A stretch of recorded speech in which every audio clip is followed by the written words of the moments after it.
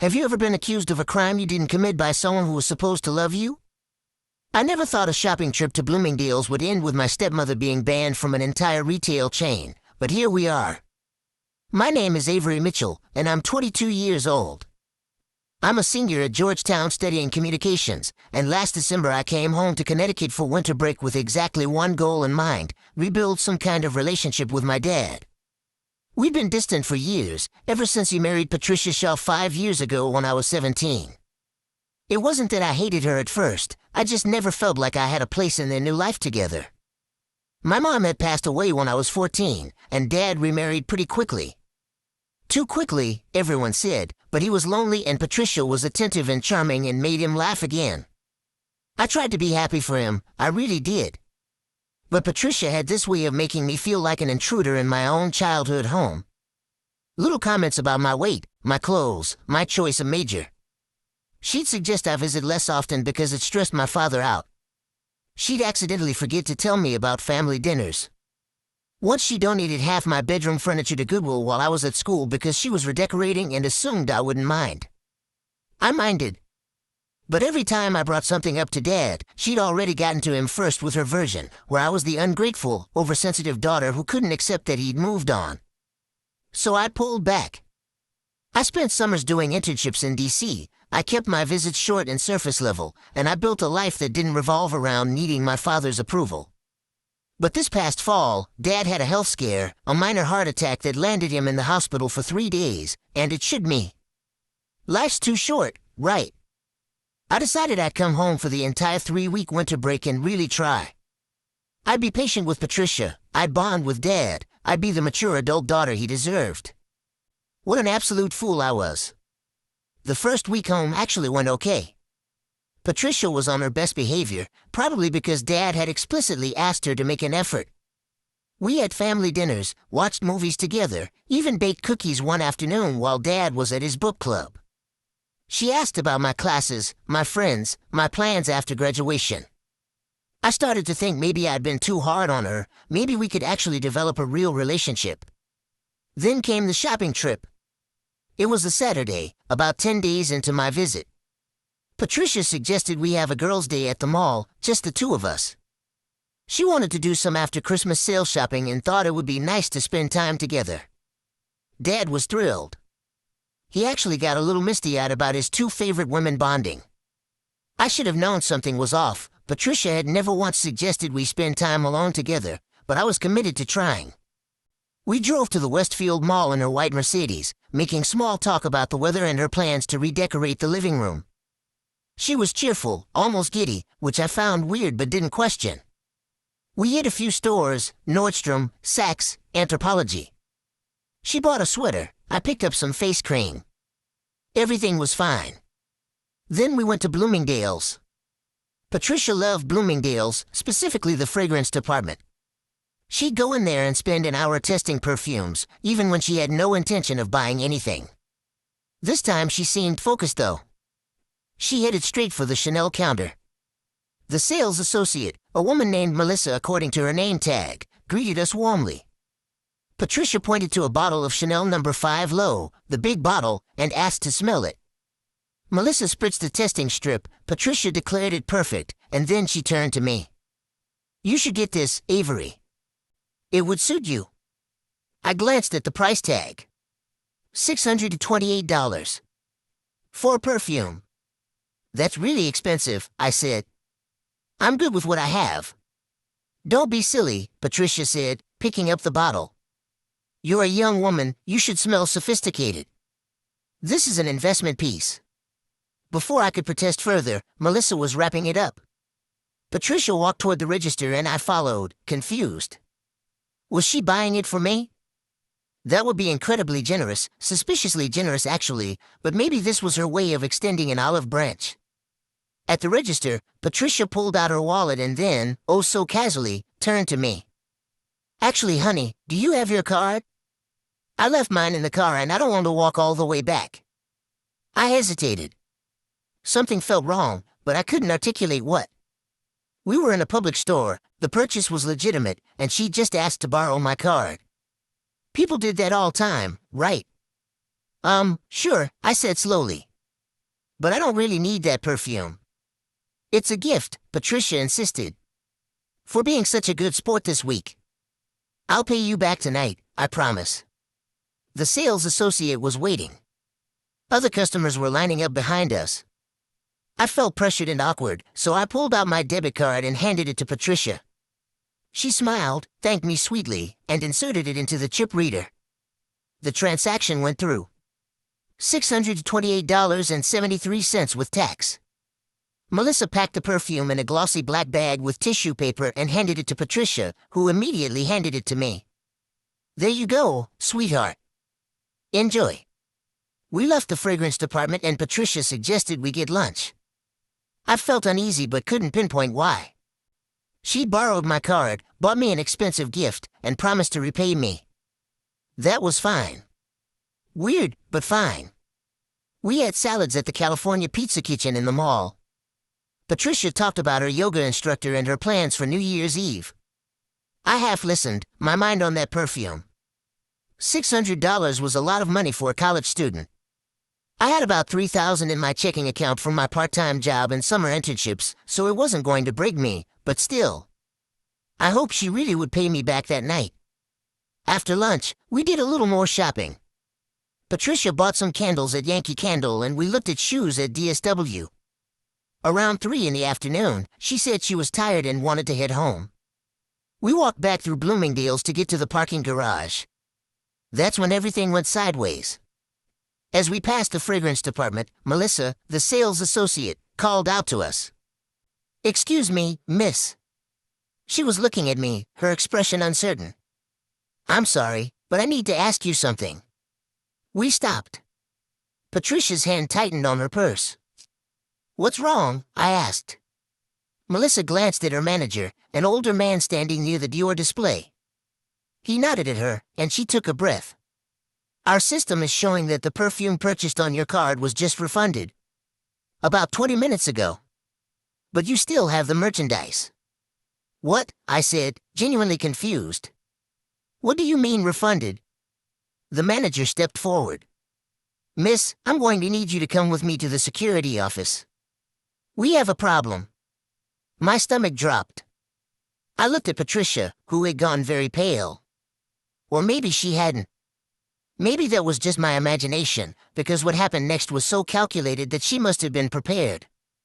"I have no idea what's happening," I said to the manager. "We bought this perfume like 2 hours ago. Our system shows the charge was refunded to a different account 23 minutes ago," the manager said firmly. "But you're leaving the store with the product. That's theft." I felt like I'd been punched. Theft. He was accusing me of stealing. "That's impossible," I said, my voice rising. "We paid for this." "Patricia, tell him." Patricia's face had arranged itself into an expression of shocked dismay. "Avery, what did you do?" "What?" I stared at her. "What are you talking about?" "You were there. You saw me pay." "With your card," she said quietly. "Oh my God, Avery. Did you refund the purchase somehow? Is that even possible?" The manager crossed his arms. "It's possible if you have the card information and account access. Miss, I'm going to need you to come with me now, or I'll be calling mall security." People were staring. A small crowd had gathered. I felt heat rising in my face, panic and confusion and the beginning of real fear. This wasn't happening, this couldn't be happening. "There has to be a mistake," I said desperately. "Check your records, check the cameras. We paid for this together." "The cameras will show you paying," the manager said. "They won't show who initiated the refund remotely. Now please, come with me."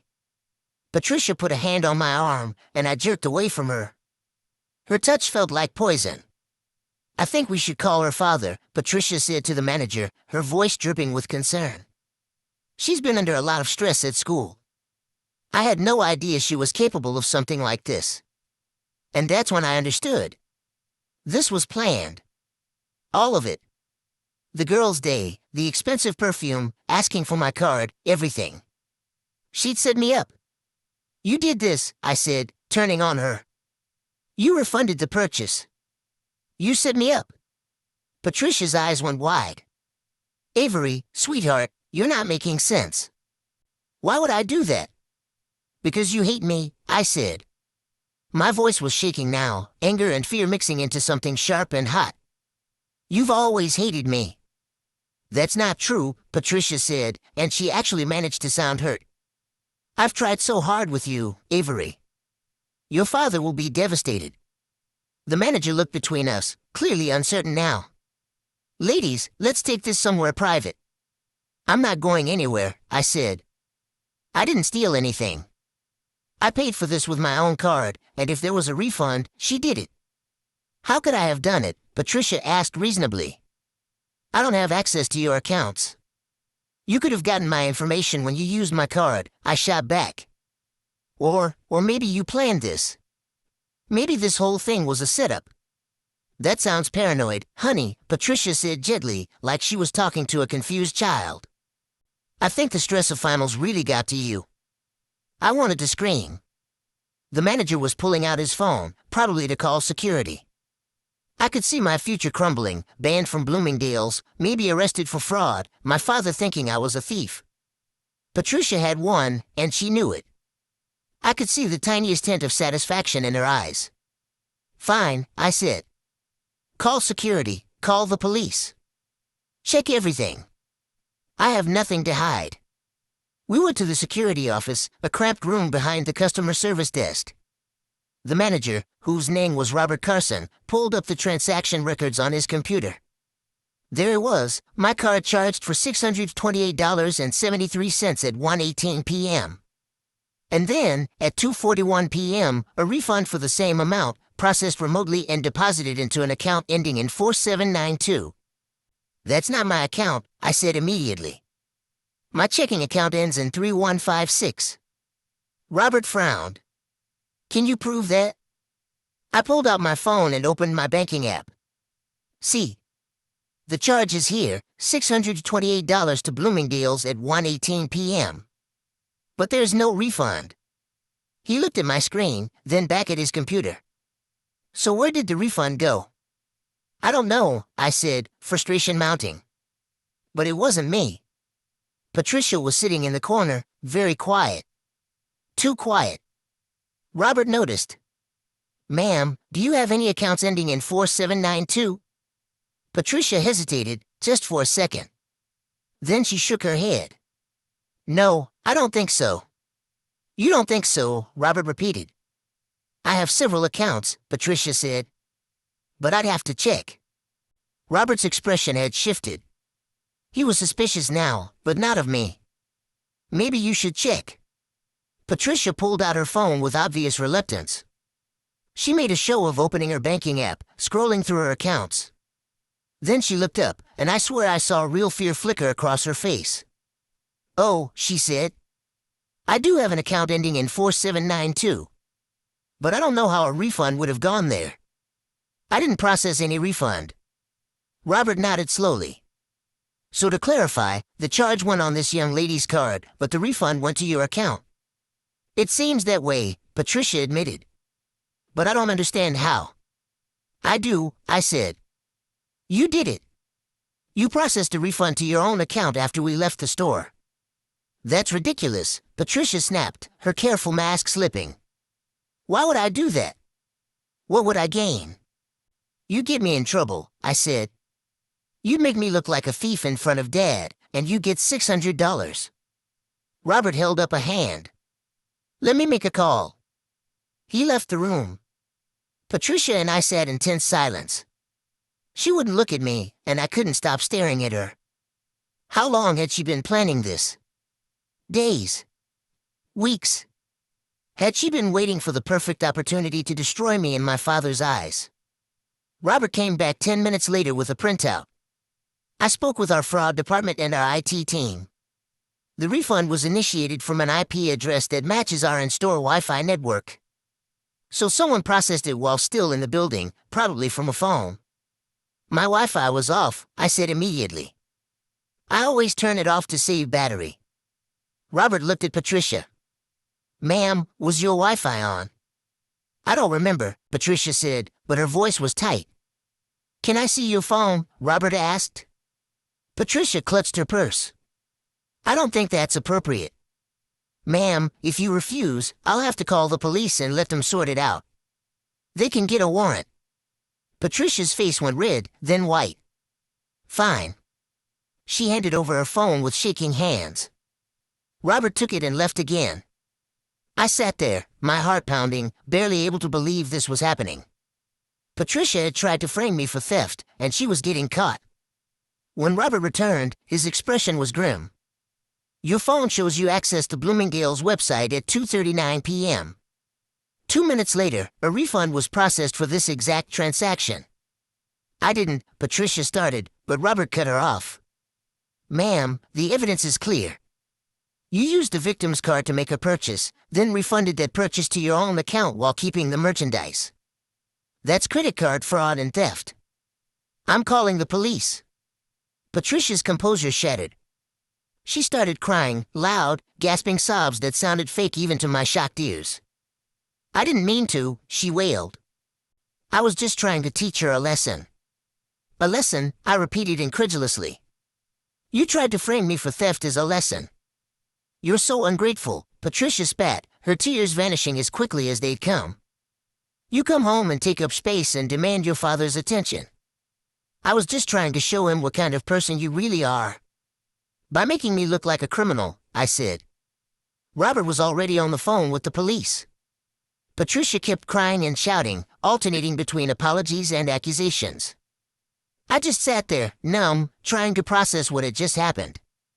The police arrived.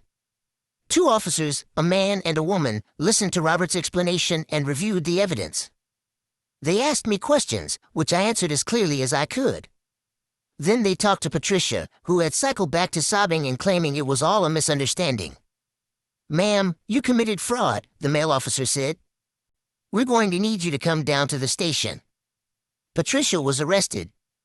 Actually arrested, handcuffed, and led out of the security office while she screamed about calling her lawyer. I watched it happen and felt nothing, just a vast, echoing emptiness. Robert apologized profusely.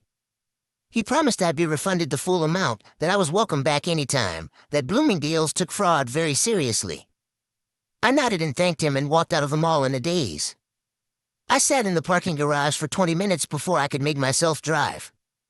Patricia had taken her Mercedes, so I'd gotten an Uber to the mall. Now I had to call someone. I called my dad. He answered on the second ring. "Hey, sweetie, how was shopping?" "Dad," I said, and my voice cracked. Something happened. I told him everything. The perfume, the refund, the arrest. He was silent for a long time after I finished. "I'll come get you," he finally said. "Stay there." He picked me up 30 minutes later. We didn't talk much on the drive home. He looked older somehow, tired and sad. When we got to the house, he made us both tea and we sat at the kitchen table. "I'm so sorry," he said. I didn't know she was capable of something like that. "She hates me, Dad," I said, and I started crying. I'd been holding it together for hours, but now it all came pouring out. She's always hated me, and I tried so hard to make this work, and she tried to ruin my life. He held me while I cried. "I know," he said quietly. "I know, and I should have seen it sooner. I'm sorry, Avery. I'm so sorry." Patricia spent the night in jail. Dad bailed her out the next morning, but when she came home, he'd already packed her bags. "You need to leave," he told her. "I've filed for divorce."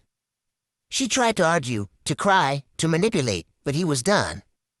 She crossed a line that couldn't be uncrossed. She moved in with her sister, and Dad got a restraining order to keep her away from me. But the story doesn't end there. Because 3 days later, I got an email from Bloomingdale's. It was from their customer loyalty department. Apparently, I'd signed up for their rewards program a couple years ago and forgotten about it.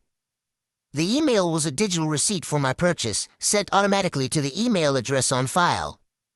But this receipt had more than just the perfume transaction. It had a detailed breakdown of everything that happened with my account that day. The email showed the original purchase at 1:18 p.m., $628 charged to my debit card ending in 3156. Then it showed the refund at 2:41 p.m., same amount, but with a note that it had been processed as a return without the item present and deposited to a different account, specifically Patricia's account ending in 4792. And here's the kicker, it also showed that Patricia had used my loyalty account to make the purchase, which required her to input my email address and phone number. She'd accessed my information and used it deliberately. I stared at that email for a long time. Then I forwarded it to my dad. And then I forwarded it to Robert Carson at Bloomingdale's.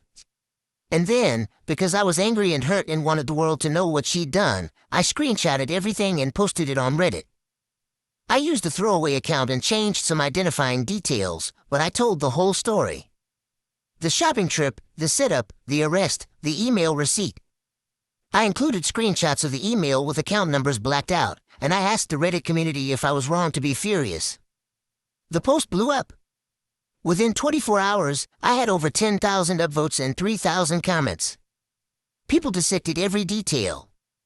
They praised me for staying calm, condemned Patricia as a narcissist and a criminal, and shared their own step-parent horror stories.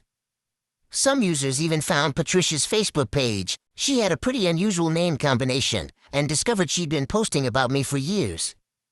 Vague complaints about ungrateful stepdaughters, passive-aggressive comments about how hard it was to blend families, thinly veiled accusations that I was manipulative and spoiled. Reddit tore her apart. Someone made a compilation of all her posts with timestamps, showing the pattern of behavior going back years. Another user, who claimed to be a lawyer, explained exactly what charges Patricia could face: fraud, identity theft, attempted defamation.